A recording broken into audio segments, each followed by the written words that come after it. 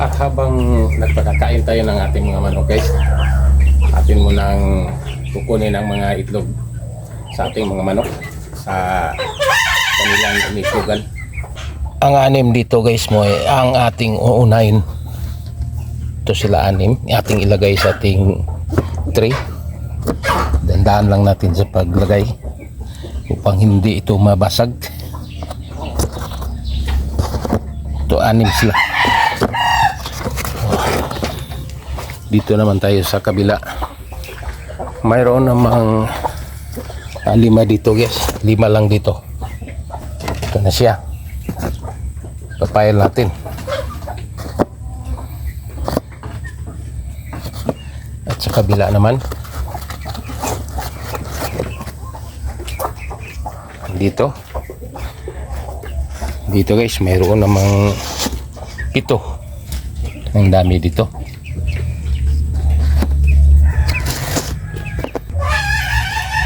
Siguro sobra sa isang tray ang makukuha natin ngayon. Sobra siguro ng konti. At dito naman siya guys, mayroon namang 6.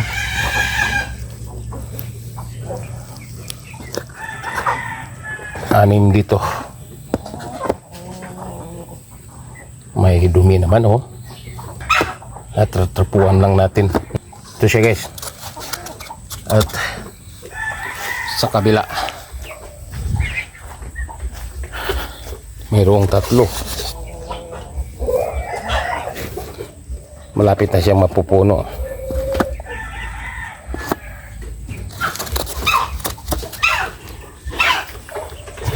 Dito guys, mayroong 2.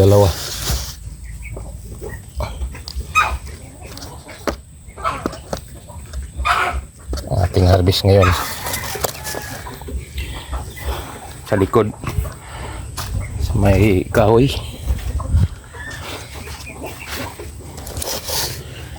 Ito siya, bagong itlog oh.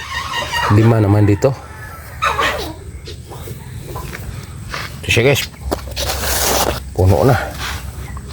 Lagay lang natin sa abaw ang sobra siya ng 4 ang ating harvest ngayon. Ito siya guys, ang harvest natin ngayon oh. Sobra sa isang tray. Sobra naman siya ng 4 ka bilog. 4 na kapiraso na itlog ang sobra.